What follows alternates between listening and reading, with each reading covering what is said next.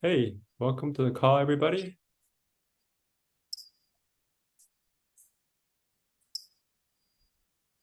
All right. Welcome. Hey, tonight we have a special guest here. We have Andrew Colegrave from Australia. Are you in Melbourne or I'm actually in Tasmania. Hi, everybody. Tasmania? Yeah, it's a state of Australia. It's one of the unknown states, really, because it's a separate island underneath the southeast of mainland Australia. It's a very beautiful place. Okay. So it's like 11 your time, right? 11 a.m. It's just on 11 a.m. Yes. Okay. So yeah, Andrew's definitely a special guest. We're very appreciative that he's joining us for the call um, for our satsang number 4. And one of the things that I wanted to talk about is about this selfless service, one of the paths for realization.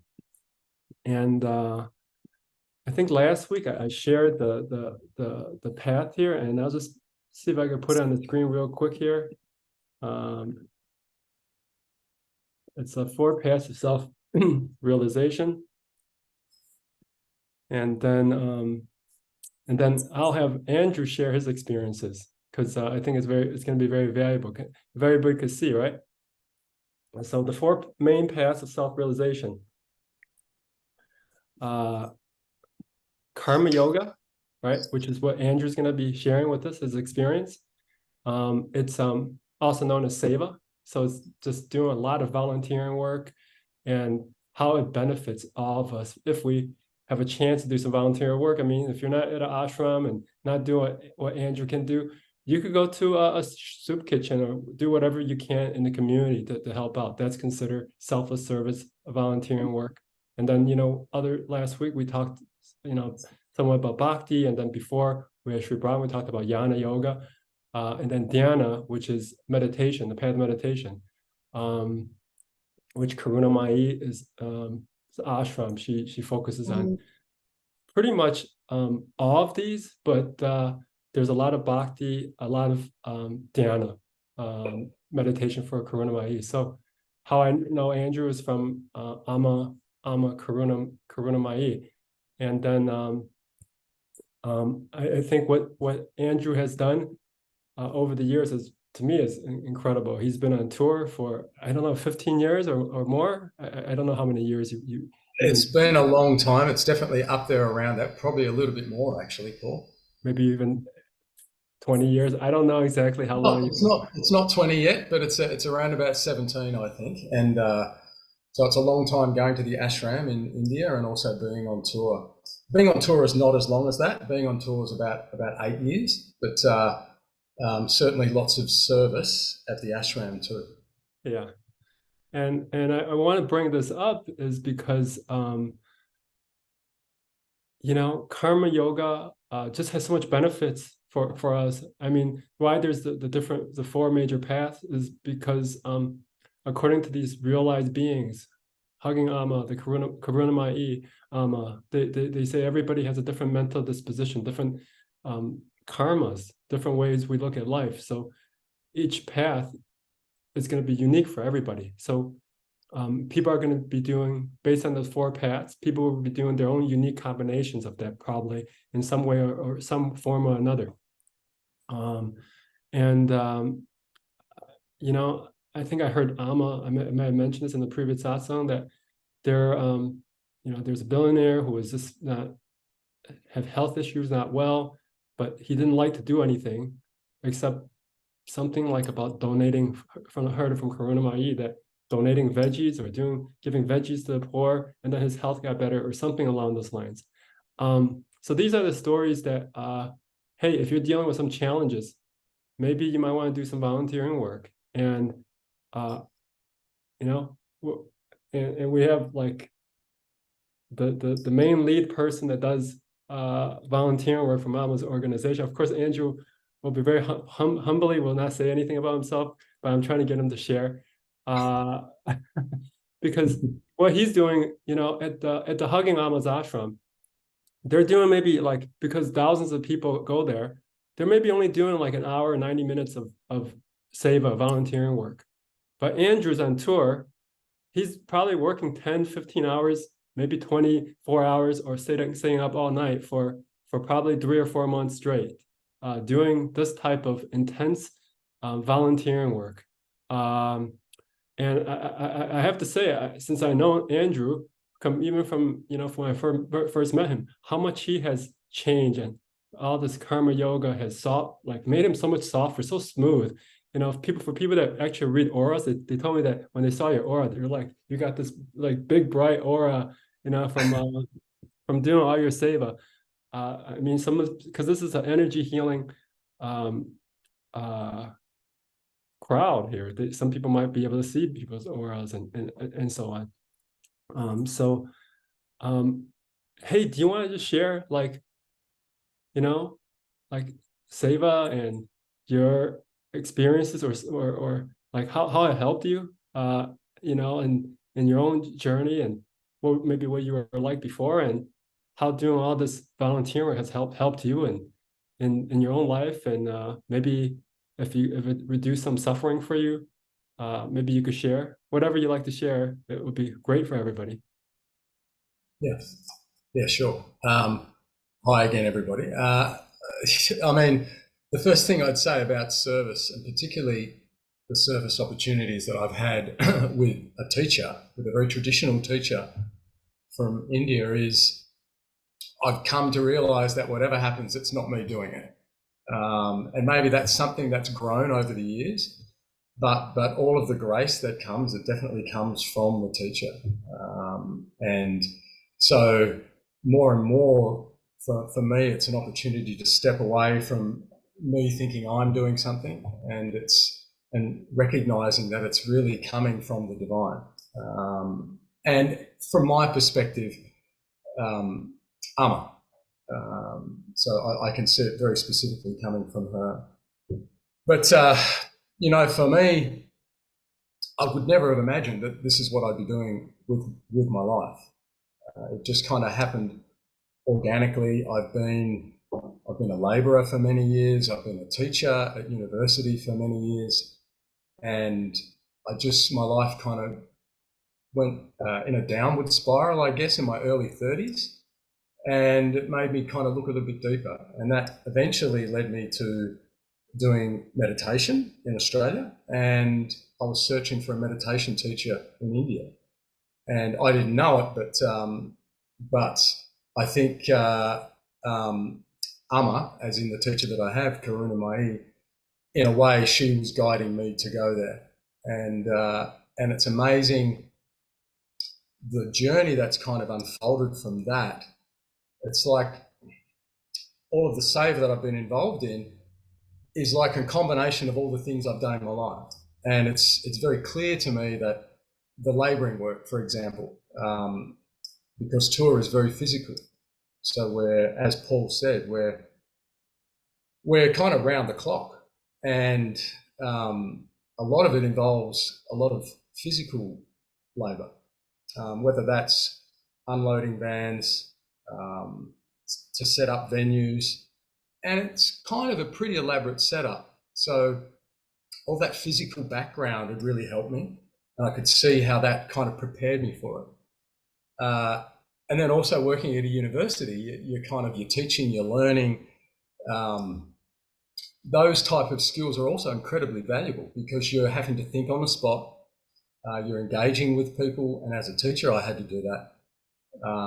And more, I've got opportunities to speak with the public, to help facilitate Amma's programs. And so that teaching element has also come into it. But then, of course, you've got this whole other element, which is the spiritual element, which kind of encompasses everything. And you get this amazing opportunity to travel with a teacher and actually live this life 24/7. So in that context, I've in a way, life is kind of like directed me towards it. And if I look at like the benefits that I've received from it, I suppose the most obvious benefits are I've become more patient, more tolerant, less reactive. And I think Paul had kind of noticed that over the years. Yes. And particularly recent years, right? This last tour and maybe the last couple of tours. And it's certainly something that I feel as well. And that helps so much, because one of the great things about being on tour and traveling with a teacher and being in it's quite a high intensity environment, because you've got deadlines to meet. When our teacher comes into a venue, it's like everything speeds up a bit. I'm more intensely alert into what's going on. So, and that's because I want the programs to run well. And I know my teacher wants the programs to run well. And although she's not going to punish me in any way, or there's no negative connotation, but still I know what she's doing these programs for. And she's doing these programs to help people, to help heal people. And not just people, but it's to help heal the planet. And who knows what's happening beyond the planet. You really get the feeling that these programs are helping in all manner of ways. So therefore, I feel like it's my duty as a Savite to help them function and run smoothly. Yes. I was just wondering, because I think this is because you put in so much time and effort, and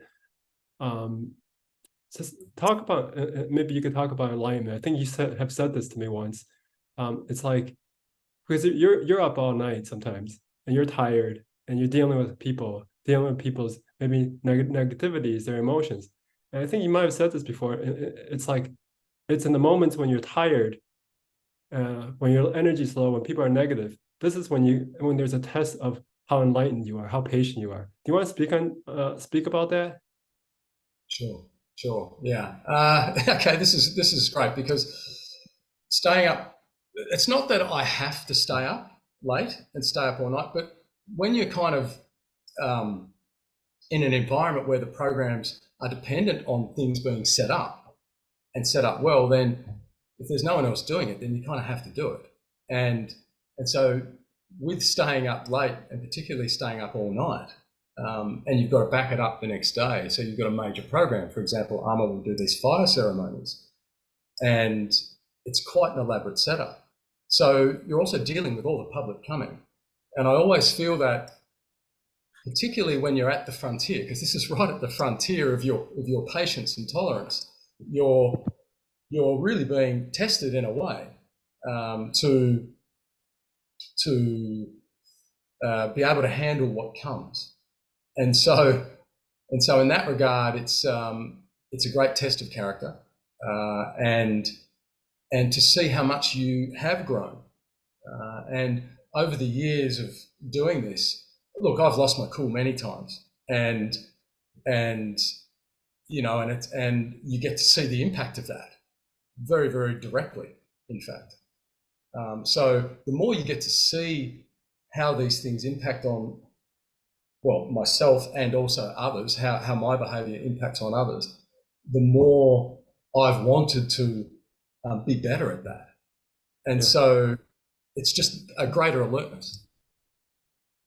Cool. I wanted to just hear from you on that. I think you said something also. Like, I remember you sharing some good gold nuggets that I think people should hear. You were saying that during the intense moments, right? Like, say if you get triggered or something, and once you mentioned something, that there's like a gift, or there is some really deep learnings from those experiences. Do you want to talk about that? I think that would be very valuable for people hearing that from you. Sure. Yeah, I mean, I guess once again, the beautiful thing about traveling with a teacher and being in that environment is, karmically things are happening quite quickly, and you can kind of feel the internal growth. I'll give you an example of something that was very positive, actually. It was an event, it was one of the programs, one of these fire ceremonies, and during these fire ceremonies we set up a tent, and on this particular occasion our teacher's in there chanting, there's a priest there, it's packed full of people, and I happened to be outside, but there was a hole in the tent and the sun is shining through the tent into our teacher's eyes and into the priest's eyes. And of course there's this feeling that I have to fix it, because you want the best environment for her. So I'm with someone there and we're trying to work out how we're going to do this. And we happen to have a spare tarpaulin, like a big plastic kind of sheet. And after much consideration, we decided to tie a rope around one of the holes in it and tie it around a rock. And of course I'm standing there just opposite my teacher, and I'm swinging this rock around, and I'm going to swing this rock over the top of the tent. This is like a 30-foot tent. And the other person was over the other side. It bounced off the back of the tent and then onto the ground, and they picked it up and they dragged the tarpaulin up, and we covered the hole. Now, what happened for me in that scenario was really interesting, because anything around Amma, my experience is very intense. And so you're also taking risks, and you've got a bit of a license to take risks. But that was a pretty big risk, throwing a rock almost in the direction of the teacher. And it worked out. And I remember just after that, I walked over to a place on my own. I just burst out crying. Wow. It was just this massive release of tension, and it was karmically related to so many times in my life where I've been fearful of taking action, and it was an incredible release. That's kind of one example of how doing the service, and it might seem like an obscure task, has so much more on it. Yeah. What Andrew's mentioning, I think that's so valuable, because in the presence of a teacher, it's like when Andrew threw that rock, it's like in your own life you have experiences and challenges that that you're hesitant or you're fearful about. I think what you just said is that that moment was like a teaching point, that there was something fearful, and then it was the trust. And it seemed like you did it despite the fear, and that is a huge lesson. Another thing I think that you shared, I'm not going to go share the whole details of everything, but you were talking about how Amma takes away your negativities, okay?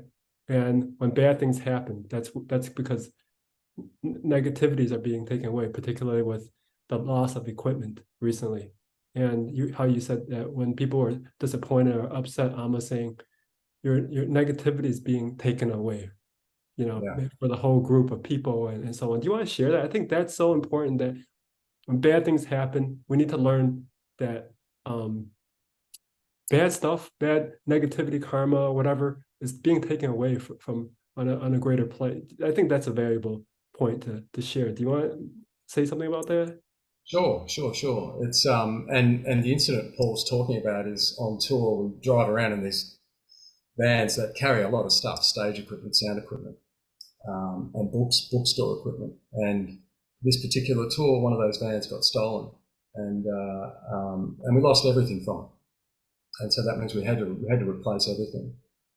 And we're all feeling pretty bad about it.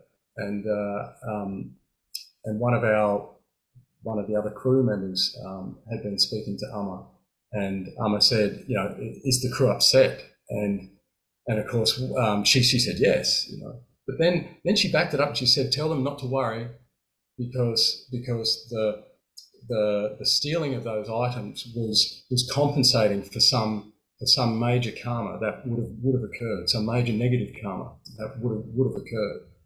So you get to see you get to, I mean, yeah, we don't know. These things are so outside of my understanding. But you get to understand that when you're doing this kind of service, that a lot of negativities, a lot of things that perhaps were going to be bad happening to you or my family or friends or the planet in general are being pacified through seemingly obscure kind of service. You know, it's. I mean, it's you know, it's very hard to understand the mechanics of it. I'll give you another example, actually, and that is a few years back, we were driving back from Canada, and we just passed through the border of the US, which is always a tricky thing to get through. And we're driving. It was about 10:30 at night, and I'm driving along, and the person next to me says, "Look out!" And there was a deer that jumped in front of the van, and I didn't have time to move. I just hit the deer bang on, and the deer bounced in front like a rubber tire, really. And unfortunately, I ran over it. I didn't get a chance to see what had happened to it, and eventually the van. I eventually took an exit after dealing with the shock. I actually missed 2 or 3 exits because of the shock. And that night, actually, the van was written off. We ended up staying in a hotel called the Green Roof Inn, actually. And in that hotel, I didn't notice but in the morning, there were these pictures on the wall. And these were pictures of deer, like families of deer, like in a heavenly environment. And I'd had this feeling of, gee, I felt bad about potentially killing the deer. And then we got word from Amma that the deer had taken our karma, almost like a sacrifice, that the deer had absorbed something negative that was going to happen to us. Once again, this is kind of out of my realm of understanding how and why, but you really get the sense that this is true when you're doing this kind of service. Back in the world, when I'm back in the world, I don't probably notice it as obviously, but when you're in this type of environment, it's like you're right at the frontier of service, and everything that happens at this frontier is the potential for exploring new ground of understanding.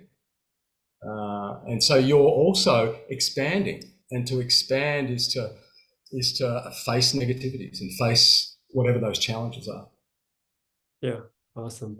No, I want you to hear that from you. And just the point that Amma always talks about, if you're doing your sadhana, meaning your spiritual practices, whether it's seva or mantra chanting or meditation or self-inquiry, she always says that you're turning your snake bites into ant bites. So when something potentially negative, if you're doing your seva, if you're doing some volunteering work,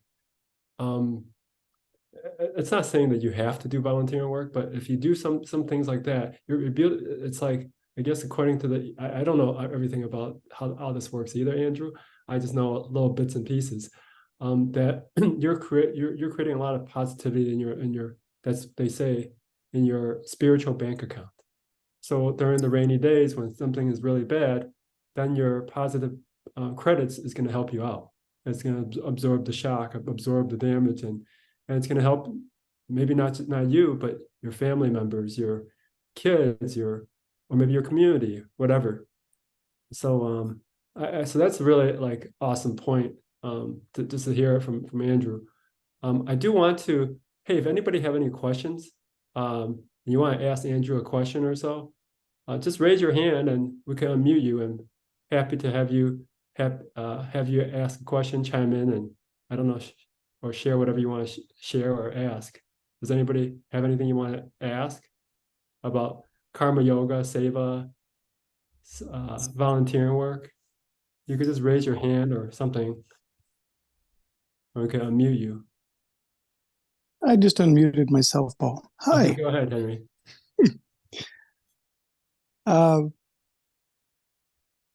I was wondering about volunteer work and getting closer to enlightenment. and whether feeling or thought, or even, I guess, for that matter, interest in direction with the volunteer work. Is that making sense? Can you ask that one more time? Because I think it cut out for a second. Yeah, I was wondering about the volunteer work as far as moving to enlightenment or understanding. It's been going on for many years, and I was just wondering if there's that, or if that's an intent to move towards enlightenment. And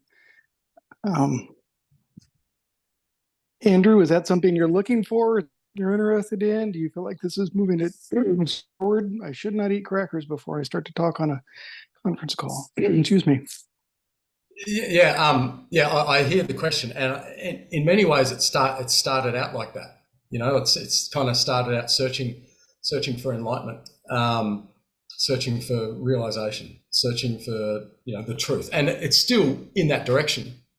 In a way, you're so busy.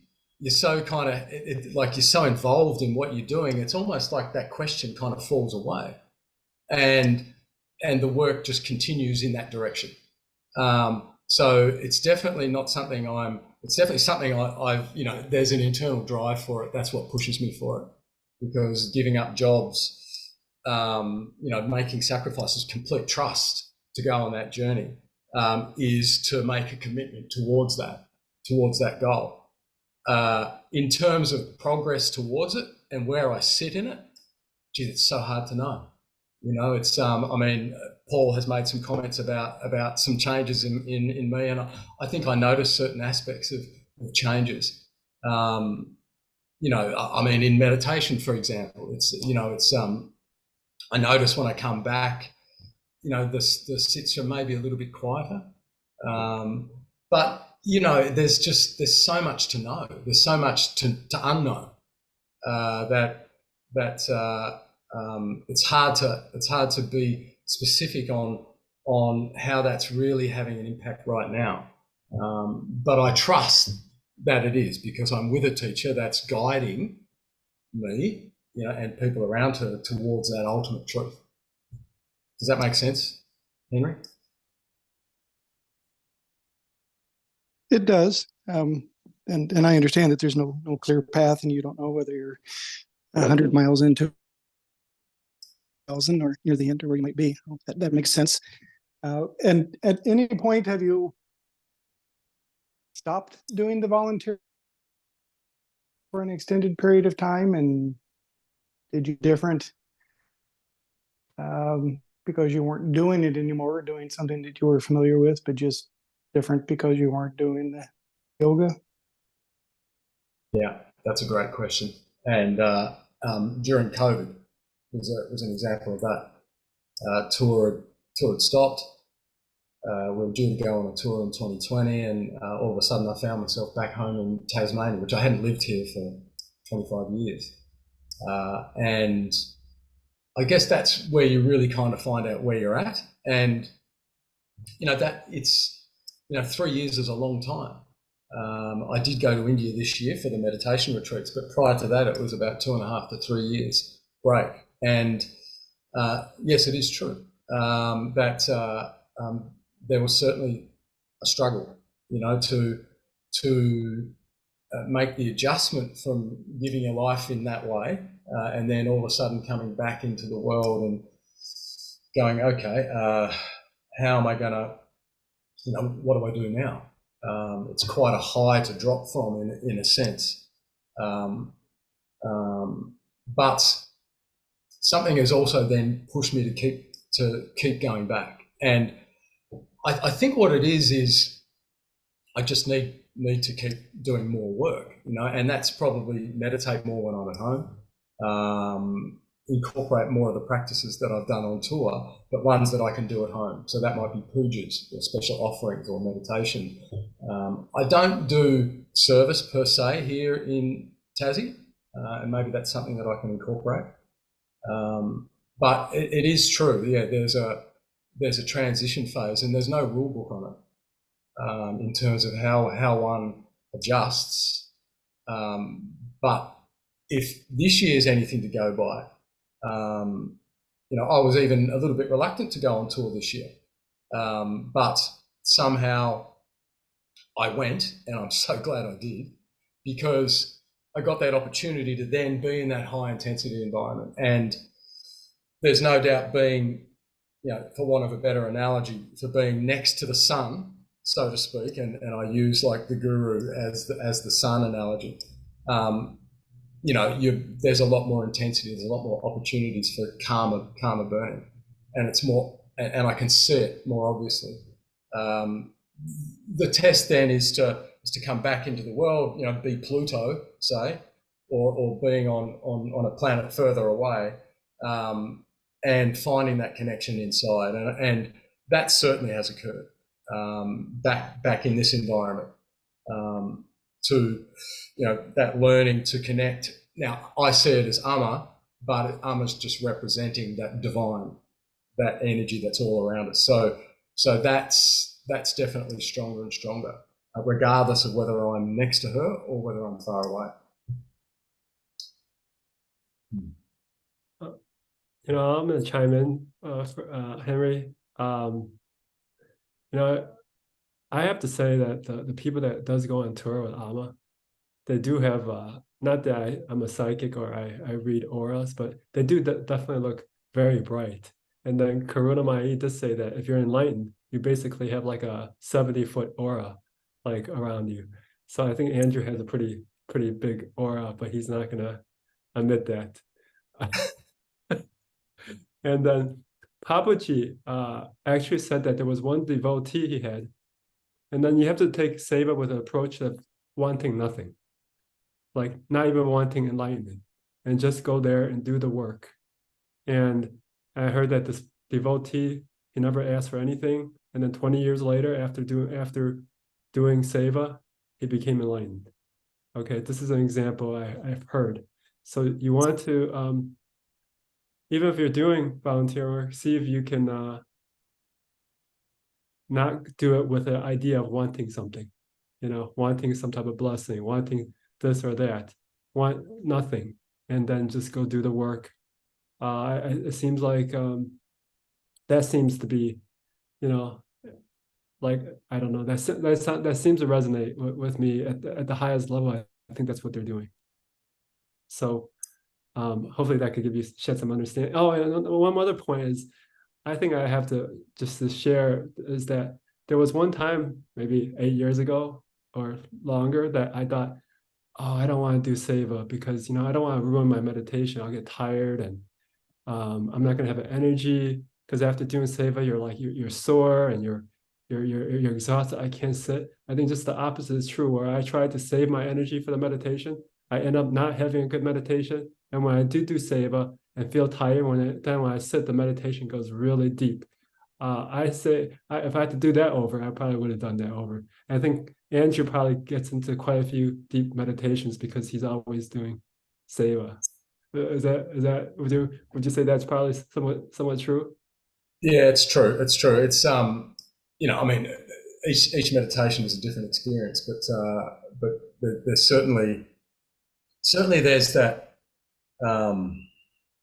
There's kind of that dropping in, and maybe I don't notice it now so much because I've been involved in it for so long. But certainly since I've come back from this tour, it's patently obvious that it was a really important barrier to get through. And Paul kind of touched on that. It was, and there's always a barrier to doing it, because there's the barrier of you're giving up. Maybe you have to leave a job, you have to leave accommodation, you have to leave a partner, or you have to leave whatever it is you're leaving. It's almost kind of like a sacrifice. So it's not easy. It's not easy. I mean, at the frontier, it's never easy to jump into the unknown. So if that's not there, I'd be a little bit concerned. So that comes with taking those risks and really coming out of that comfort zone. Comes with its own unasked for, and that's a great thing Paul mentions. It's like, like there's no expectation. It's dropping expectations It's that the aim is to be as humble as possible. Patience, 100% patience, 100% tolerance, 100% humility. It seems unattainable, but there's nothing wrong with striving for that. And trying to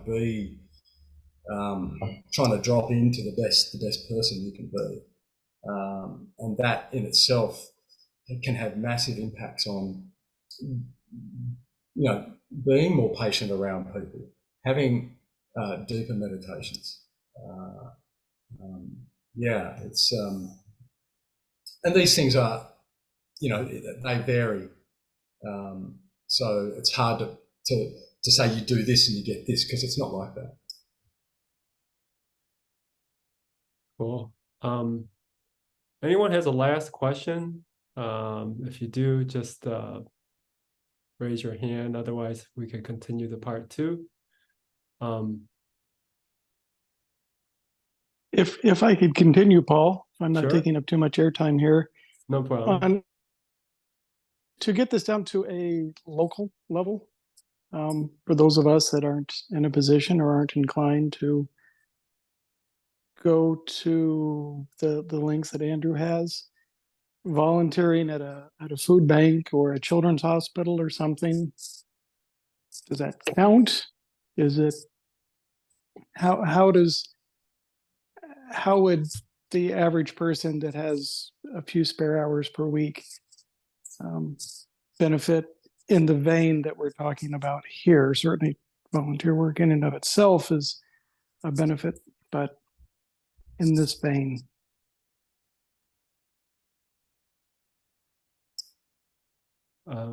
You want to take a shot, Andrew? Yeah, sure. I think with anything like this, of course, it's going to have an impact, because it's a giving of oneself, and so whether that's offering money to someone on the street that's in need, or just offering your help. Service, I think service comes in many forms. Like it could be just offering to help someone move house, and it's so, and it feels good to do it, and that feeling of good tells me that it's also having a positive influence on my own personal growth.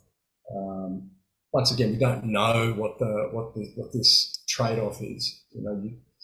If you do this number of hours or you make this level of commitment, this is what comes in return. But certainly service, in whatever form it takes, for however long you do it for, it's pretty obvious to me that there's some positive impact there. Thank you.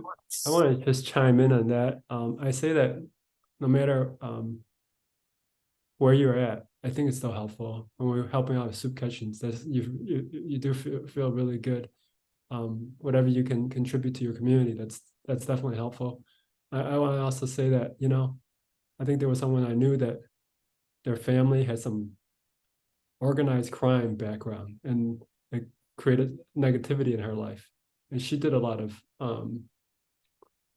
volunteering work, spent some years doing that. I think that made a shift for that person. Okay. So if you did something not so nice early in your life, or maybe it could be because this is an energy healing group here, and people have, we talk about our ancestors doing sometimes not nice things or corrupt things, and you feel bad about.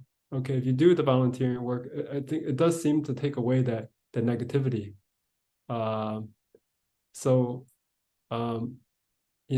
When you've done not nice things, it affects your self-esteem. So yeah, doing the right, that seems to build negative credits to your if there is a spiritual bank account, because it certainly doesn't feel good to be known as the person that did the not nice things in life. But if you start to do some positive things, I think there is such a thing. Perhaps there could be such a thing as maybe some redemption. Maybe not just maybe there's this, it just seems like you feel good and you kind of build that up. And there seems to be something to that. So I hope that's helpful. Okay. Hey, I want everybody to know that Andrew is doing his own meditations. He put his Telegram contact there. So if you want to reach out to him, just take that and add yourself to the Telegram, or there's his email is also there. Okay. And also his WhatsApp contact. So whenever I think you might be doing, possibly might fit in because Amma is coming up again, you may try to get a meditation group going. If you do, maybe the next month or so, feel free to, or maybe down the road, feel free to get to contact Andrew, get his information here, and then you know, and then I think Andrew can keep you all posted. There is a lot of value in a person that's been around like a saint for a long time. It's in the Savinch asked where it is. It's in the chat box right here. It's the Telegram is in the chat box. So hopefully everybody can see. If you don't see, just say something. There is a value with a person that's been around a saint for quite some time, doing a lot of work. Is that, you know, if you're around an angry person, you're learning the transmission from that angry person. But if you're around a person that's more peaceful, you know, kind, doing a lot of service for the benefit of society, you're also receiving that transmission from the meditation, that person that's guiding you. So that's a thing to consider. So if this is something that's a value to everybody, then take Andrew's contact, and then he could be in touch with you, and whenever he's offering his meditation class. I don't see the contact information in the Zoom chat. You don't see it? Huh? No. Oh, all right. Let me send it again. No, people don't see it, huh? All right. Do you see it now, Henry? Yes, I do. Okay, let me All right. Did you see the email now? Yeah, I got the email address. I see that now. Yep. And now I'm going to add the WhatsApp contact. Okay. Now everybody, you guys, we put it at the beginning of the call. I don't know how Zoom works, but it's not it wasn't, we posted it in the beginning, but now everybody should see it. So with that being said, I'm just going to go to part 2, and the part 2 is just you know, like it's continuation on mantra chanting. And I just want to give people some tips how they can actually use mantra chanting. The idea is that in the previous satsangs, we talked about how, you know, you could reduce negativities, negative thoughts, negative beliefs, just by chanting mantras. And this time we just want to give you an application of it, is to use mantra chanting to let go of maybe a limiting belief. What is a limiting belief? Something that you say, oh, I can't do this, I can't do that, or I'm not good enough to do something, or whatever that you think you have a limitation, or I can't be enlightened. That could be a limiting belief. I don't, you know, whatever is that is, we're going to just give you an example how you can use mantra chanting, and how you can use that to reduce negative limiting beliefs. So let me share the screen with you. Okay, share screen. Okay, everybody can see my screen, right? I'm assuming you can see it. If you don't see it, say something. All right. Okay, so this is a limiting belief. Think about a limiting belief. I always wanted just to do it by demonstration. I think hey, Tamara, are you up for a demonstration? I'd like to use you, or if not, I could ask someone else. Hi. Hi. Yeah, Awesome. Thanks for being willing to volunteer. of course. Okay, so pick a limiting belief you have. Can you think of something? Always. All right. Do you want to just Um, brief, like share what is like, oh, I can't do this or I can't do that. I have doubts about this. Do you have something like that? yeah, I feel like I struggle with completing big tasks or big, more, not little things, but just completing long-term projects. Okay. All right. So now, um, okay, when you think about it, just kind of, like kind of scan your body and how does your body feel? Where do you feel it? Just kind of, if you can share with the group so everybody could kind of see what we're doing here. Where do you feel in your body? Um, in my lower back, in my chest. Okay. So I want everybody just to be aware that our thoughts are connected to our body, just from an energy healing standpoint. All right. Our thoughts are connected to our body. And then if if you know mantras, you could chant the mantras, right? And then because Tamara said it's held in the back, okay, that's her body's holding some tension connected to this thought. This thought is, I can't complete or having some hard time or completing the project. I want you to do this by your intention, connect to the divine energy, a greater source, the self or whatever. And then just have an intention to let go of that, connect it to the divine or give it to the divine, and just have an intention to let go of it and just remember, breathe as you're chanting the mantra, okay? So real simple, just set the intention, connect to divine with intention to let go of this belief or this thought or this emotion. Just breathe and just chant the mantra. So I'm just gonna play Karunamayi's mantras right here. Okay, this is Karuanamyi. And then if you know them, chant it. If you don't know it, you could just I don't learn it if you want to. See which one resonates with you. Okay, so I'm gonna actually play the mantra chanting. And then if whatever, if you know some of it, you could chant it. If not, you can learn it later, or just chant Om Namah Shivaya, or whatever that resonates with you. So I'm gonna play each of these mantras from Amma's Mantra Yoga CD, which is right here. You could get it online. Okay, and this is the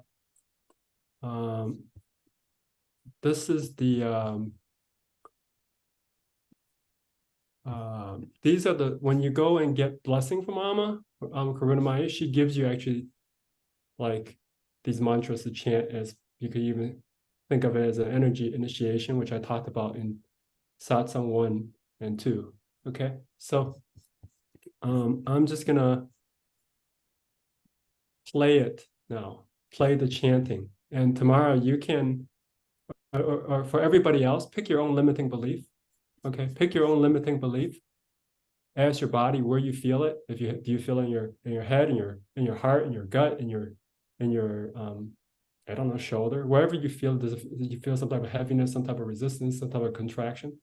And then chant the mantra to let go of it. And what happens is that as you're chanting, you might have another thought connected to this limiting belief. If you have another thought, then continue to chant to repeat the process. Let go of this thought and then breathe. And then, because when I'm chanting, the mind is always letting go. I'm constantly like burning these thoughts. Okay. So I think that's understandable to everybody, I'm assuming. Okay. I'm gonna play the mantras now from Amma's CD. Okay. So, okay, the first one is the Namah Shivaya mantra. Om Namah Shivaya. Om Namah Shivaya. Om Namah Shivaya.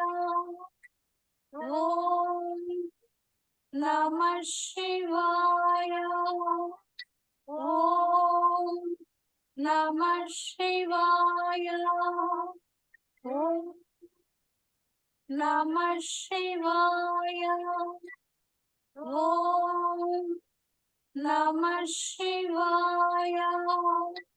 Om Namah Shivaya. Om Namah Shivaya. Om Namah Shivaya. Om Namah Shivaya. Om Namah Shivaya. Om Namah Shivaya. Om Namah Shivaya. Okay, I'm gonna pause. And Tamara, can you, when you were chanting, did you feel that the sensations changing, moving with your back? Yeah, I could feel it lifting, like it was, I felt it just myself expanding. Like I felt before with the beliefs that it was feeling very finite and very small, or I was making myself small, and then this just felt very, I felt like my energy just expanded, my capacity. Okay. And now, do you have other thoughts, other sensations, other, you know, feelings, emotions connected to that same experience? Do you have any other thoughts that's coming up as you were chanting?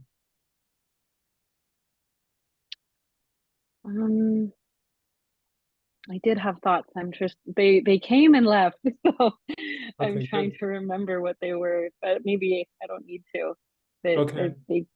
I felt a lot more flow with things that I wasn't feeling attached. Okay, good. So just keep whatever the next thought that comes up, the next sensation comes up, just keep chanting. Okay. Mm-hmm. So I'm just gonna play the other mantras, and then everybody else can continue doing this. Or if you don't know the other mantras, then just continue chanting Om Namah Shivaya. So I just wanted people to hear the mantras. That's why I'm playing these mantras. So I'm gonna play this Tryambakam mantra, which is known as the healing mantra. Here is Om.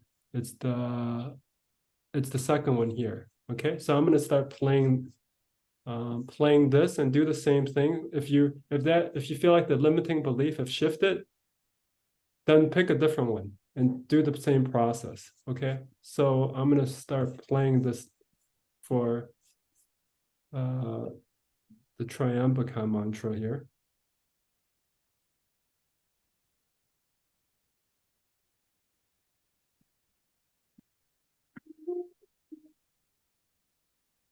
Om Tryambakam Yajamahe Sugandhim Pushtivardhanam Urvarukamiva Bandhanam Mrutyurmukshiyamamrutat. Om Tryambakam Yajamahe Sugandhim Pushtivardhanam Urvarukamiva Bandhanam Mrutyurmukshiyamamrutat. Om Tryambakam Yajamahe Sugandhim Pushtivardhanam Urvarukamiva Bandhanam Mrutyurmukshiyamamrutat. Om Tryambakam Yajamahe Sugandhim Pushtivardhanam Urvarukamiva Bandhanam Mrutyurmukshiyamamrutat. Om Tryambakam Yajamahe Sugandhim Pushtivardhanam Urvarukamiva Bandhanam Mrutyurmukshiyamamrutat. Okay, this is the Mrityunjaya mantra, which Bhavesha, thanks for chiming in. You're saying this is known as a death-defeating mantra. There's actually a story about this, so maybe another satsang we can talk more about that. That Bhavesh was saying sacrifice to Tryambakam increases prosperity, and freed yourself from death and be deathless. Okay, yes, this is another mantra for Shiva. So it's known as a healing mantra. I think in another satsang we mentioned briefly that even I think that Dalai Lama has people chanting it from a Buddhist tradition. So this is the Tryambakam mantra. So the next one I'm going to go to is the Saraswati Mantra, which is the third mantra here. It's a short mantra. So Amma here says chanting it improves your concentration, memory power, and helps students with a bright future. So they actually, Amma has Saraswati Diksha blessings for students, like very young students up to like 21, 22, I think. So I'm going to play that right now. And the same thing, you could just, whatever, continue to use these mantras and apply it if you have like a stressor, a limiting belief, and just notice where your body feels it, and then chant it, and connect to the divine energy, and then chant it to let it go. Okay. Srim Hrim Saraswati Devyai Namaha. Om Aim Srim Hrim Saraswati Devyai Namaha. Om Aim Srim Hrim Saraswati Devyai Namaha. Om Aim Srim Hrim Saraswati Devyai Namaha. Om Aim Srim Hrim Saraswati Devyai Namaha.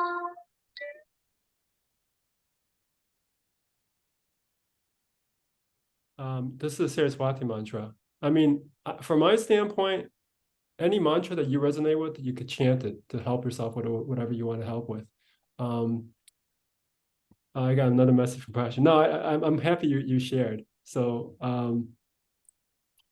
Bhavesha mentioned that the mantra is beneficial for mental, emotional, physical health, and consider a moksha mantra for longevity and mortality. Yeah, awesome. Thanks for sharing. Like I said, in another talk, we could talk more in depth about it. And yeah, that's awesome. Thanks for sharing. Let me go to the last mantra here, which is the Gayatri mantra. Okay, so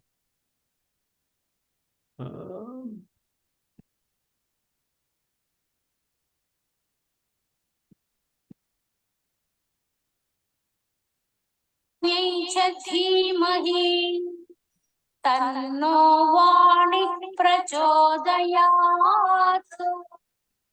actually, this is not the one. This is the one. Here it is. ॐ भूर्भुवः स्वः तत्सवितुर्वरेण्यं भर्गो देवस्य धीमहि धियो यो नः प्रचोदयात्. ॐ आपो ज्योतिरसोऽमृतम् ब्रह्म भूर्भुवः स्वरो. So I just want to share what's happening here. Amma's, this is the Gayatri mantra. Most people are chanting it. It's all the way to the yo-yo naha prachodayat. But then Amma is chanting like an extended version of the Gayatri mantra in her yoga mantra CD. That's why it's not on there. But if you go to her meditation retreats, it's in the meditation book. So yeah, just I'm going to play this a little bit and then we're going to be finished shortly. भूर्भुवः स्वः तत्सवितुर्वरेण्यं भर्गो देवस्य धीमहि धियो यो नः प्रचोदयात्. ॐ आपो ज्योतिरसोऽमृतम् ब्रह्म भूर्भुवस्वरो ॐ भूर्भुवस्वः तत्सवितुर्वरेण्यं भर्गो देवस्य धीमहि धियो यो नः प्रचोदयात् ॐ आपो ज्योतिरसोऽमृतम् ब्रह्म भूर्भुवस्वरो. So yeah, I just want to share that these are the mantras that you can use any mantra that you resonate with, and also just that I want people to know that okay, some people there is a saying, hey, you should go get a mantra from a saint directly. In the other satsangs I talked about, before Savinch met Amma, physically met Amma. Savinch met Amma just like last year physically, but from reading Amma's books and everything, and Amma's in every one of us. Okay, so you can connect to Amma and chant mantras.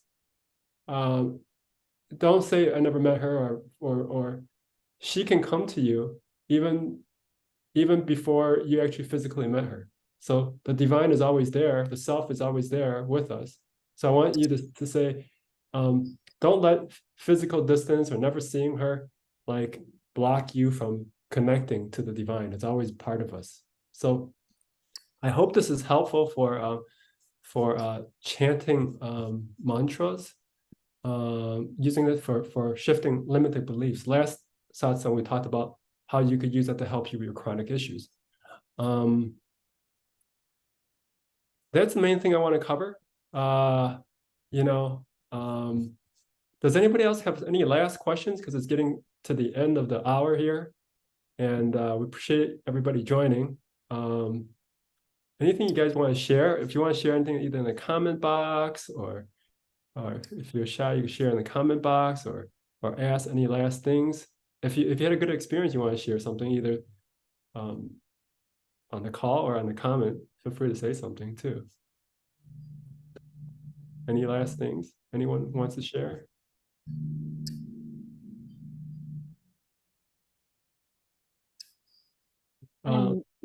Yeah, go ahead. Sorry. You want to say something? Yeah, this was a great topic to listen to tonight because I'm currently doing energy sessions with people to gain hours and gain practice. So it's kind of like volunteering. I feel like a little bit I'm giving my time. I'm gaining something, but it doesn't feel like that as I'm doing it. It really just feels like it's coming from my heart, and that I think it's a great way to start doing this because I'm seeing the benefits and the joy of just giving this practice rather than not needing anything in return. So this topic was very, I was having a conversation today and I'm like, yeah, I'm at 40 hours so far. And I'm like, it's a lot. Like at the beginning, when I thought the amount that I was the goal to reach, I was like, well, 90 isn't that much. I don't think it'll be that crazy. And now that I'm at 40, it's like it's deep. I feel like it's a lot of time spent, but it's been so rich. And I think that not necessarily receiving anything in return, because I do feel like I receive anyways, but not charging anything or whatever, I feel like has made the experience so rich and so deep. And so it's been wonderful. So I feel like I've been seeing some of the benefits of what you were speaking about tonight, and it's just a blessing. Yeah, thanks for sharing. Yeah, when you don't ask for anything back, that's what Amma's doing. She's like coming to all these cities and blessing everybody, and she doesn't need anything from us. She's just going to each city and blessing it. So tomorrow's and a few folks here is doing our practitioners training, and they're just giving demonstration practice sessions. So if anybody here wants to get a I'm here. practice session, okay, I'll connect you a professional. And then it's just that when people first started and they didn't know how to do it, and they always thought, oh, only you can do it, and now people are doing it, and even Sarge, because Sarge was in a class with you, and now he's like working on people with like long-term chronic issues, and can show him how their energies, beliefs are causing their physical pains, and how that shifting that is helping people that they're like, I couldn't do it before, and now they're doing it. So from the practice, you're getting like a life skill that you could use in meditations and so on. Hey, if people don't mind, I just want to share something real quick so you could, because people here have gotten my trainings, and I just want to share so that you could connect the dots here. And if you do have to drop off, I'll just take an extra 5 minutes to share, so you can see the connection here. This is from my training manual here. So when you're doing the limiting beliefs here, okay, if you want to use the mantras to help you, can you see my screen, right? You see the protocol? Oh, you don't see it? Oh, okay, let me share the screen again.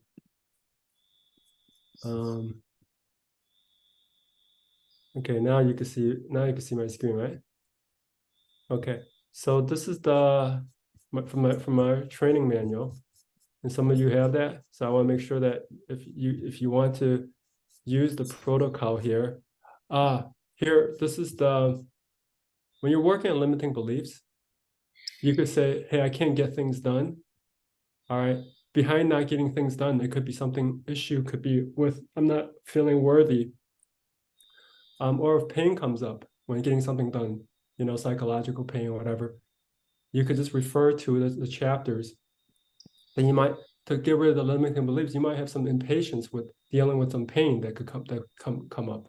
There could be some things about the doer, like getting things done. All right, if you're too attached to being the doer, all right, just refer to the chapter about the doer, letting go of the doer. Okay, so these are all things that come up connected to limiting beliefs. And then going back to the protocol here, all right? So if you have the protocol here, you're saying that you struggle for completing things. See if there's any emotions, hidden emotions connected to when you're chanting. So use both the chanting with this protocol, and then you could kind of clear things out fast. Okay, it could be your ancestors' blocks too, that's blocking you from getting something done. Okay, so I want to share that with everybody, so that you could use that for limiting beliefs. Okay, any last thoughts, comments, and then we could call it a night. And thank you so much, Andrew, for joining us. Thanks, Paul. Cheers. Yeah, and Bhavesh, I'll connect you with Tamara. Thank you. Yeah, you're welcome.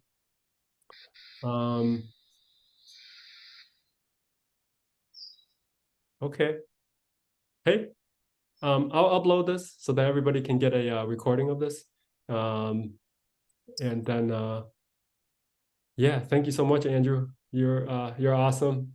Just in so many things you do, and for the organization, and I have to say, one last comment is that Andrew's one of the few people at the organization. I would say that over the years, I would say he's consistently very caring for everybody, consistently very kind to everyone, and it's great to have him as a representation of Amma, because I was just watching some of the talk that there's a lot of nice people in the organization, but there's a difference between nice and kindness. So he has a lot of kindness that shows in his being. I think that's from just it's just this is embodiment of what Amma is about. So I appreciate that he took the time out to share with us. So thanks so much, Andrew.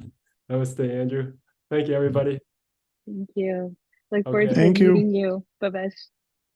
Bye-bye, everybody.